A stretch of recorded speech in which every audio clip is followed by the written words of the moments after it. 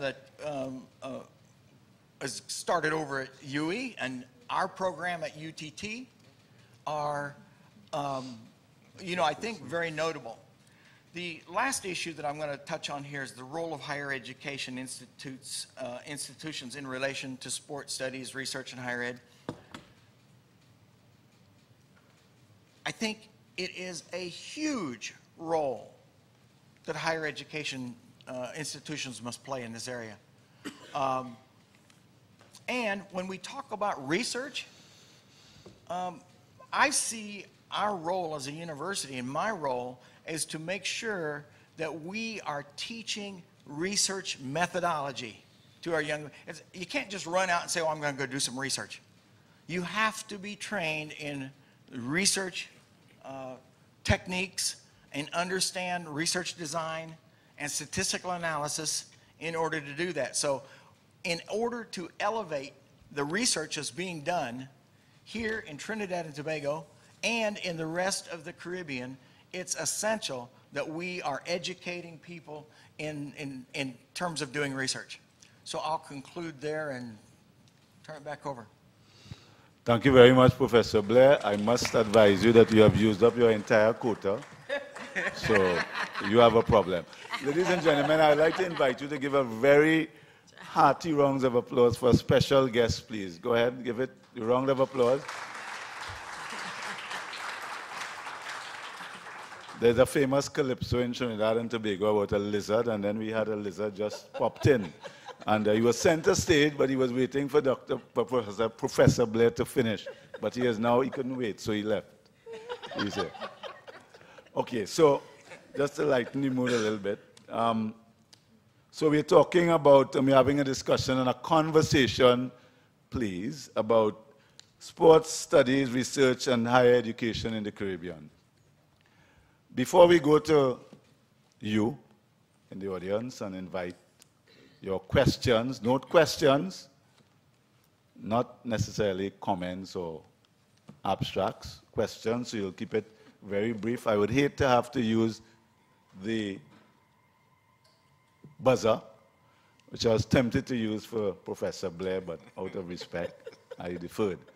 All right, so I think what I had said initially was intended that the panelists, the members of the panel would give a brief introduction, let us know a little bit about themselves, and then inside of that 5 minutes, give a position on the theme. Ms. Jackson, I think I didn't communicate it properly, it's my fault. So Ms. Jackson has to do her 3 minutes now because she had 2 minutes to introduce herself. Professor Blair used up his, and he used what Ms. Cabrales didn't use from her, and Mr. Allen. So what we'll do now is we'll just have Ms. Jackson say her piece, and then we'll invite your question. I'm advised that somebody will walk around if you can't throw your voice, but remember you'll keep it brief. Just introduce yourself. Not like that, just say your name and whether it's a school, a club, a national sport organization, and then your brief question to members of the panel, and then we go from there. Excellent. So, Ms. Jackson. Thank you, Mr. Teacher. I got your information correctly this time. I just prepared a brief PowerPoint. There are more questions than answers, and the questions, of course, because as the moderator just stated, is that we want it to be interactive. I decided I wanted to look at the Caribbean generally and really look, these are the questions that came to my mind as I started preparing for this conference. Are we studying sport here? And if yes, who knows that we are studying sport? How do they know that we are studying sport? Where do they find it? Where do they find that information? Are we sharing the information as a Caribbean that is important so that the world can access the information, the research information about us? Are governments recognizing the value of sport as it relates to their GDP? Have they learned to go beyond spectatorship? That's our governments. Is the sports industry existent in the Caribbean in a formal way, not the veranda talk? And has tertiary institutions contributed to forming these policies that would really lead to the sports industry? So those were the questions that I thought of. And then as I got closer here, and as I listened yesterday to the minister, and I listened to the guest speaker, who agitated me in some of what he said, and I hope he agitated you as well, so that you can respond in a way for us to have meaningful conversations over the next 2 days. Where are we as tertiary level institutions? University of the West Indies, UTT, and all the other tertiary level institutions in the Caribbean regarding the study of sport? Is it just that we're doing it for another course? Is it just that we have it and we want to say, well, we want to be in with things, and so we put up a program? Do we understand what the needs are for the Caribbean as we move along? I really appreciated the minister's words yesterday, because he really hit the nail on the head in terms of some of the background thing that needs to be there. Yes, we are competing well, and we really are competing very well in track and field. We're trying to take over from cricket, but where are we satisfying the needs of the persons in the Caribbean? And where should we really be? Those are, to me, the three questions that over the next 2 days that we're looking at in this particular area of when you talk about research and interdisciplinary approach. I kind of did a little bit of research, and Wikipedia gave me this information. Not sure if it is absolutely correct, but he looked at institutions across the Caribbean. They gave me 24. I counted differently, but I guess it depends on what they're looking at in terms of the tertiary level institutions. The School of Medicine were in 24 of the institutions that there were. But are we using the word sport in our institution in order just to attract students and not really deliver what we are talking about?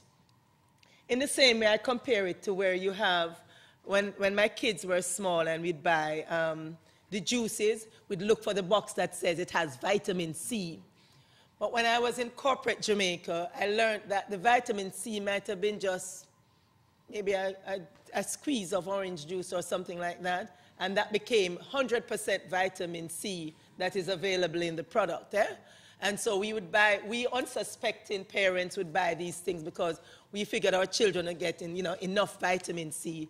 Is that what's happening with sports? We are putting that out, but are we really in depth giving to our students what they really need to go out there and not only survive, but change the way things are to be better? As a region generally, have we shifted? The paradigm in sports have shifted. We are close to the United States. We see what happens with sports in the United States. It's big business. Have we shifted? Our athletes have.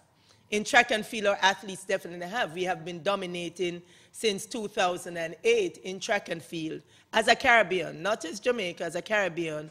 When you look at the finals of the 100 meters, 6 out of 8 persons were Caribbean people, right?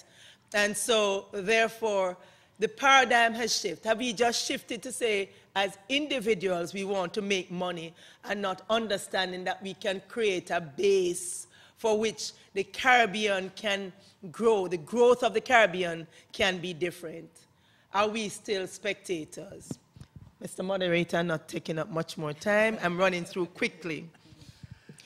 As we have moved out of the cricket era, and Mr. guest speaker from yesterday, he talked about cricket, and it really is cricket that had brought the Caribbean together. It was the intervention at the time that was needed when West Indies cricket came together and all the Caribbean countries came together. But we are in a new generation, a new individualistic generation now, right? The climate has changed. Have we? Have we looked at how we deal with the existing climate as it is? What are the existing climate? They talk about, and I have these 4 things. Am I moving? I'm not moving. Oh, I'm talking, but I'm not. I can't see, so I can't. Yeah. All right, these 4 items. Money, what are the important things? Now we're talking about what are the tertiary needs. Everybody always says, oh, we need more money. And I don't necessarily know that this is in the right order. Money, people to teach the courses, students to participate, and of course, I didn't put more research at the end because it belonged at the end, but because it is part of this group can be in any particular order depending on where you are. So those are the things that I think tertiary institutions need. They also need to become more relevant to what the environment is today.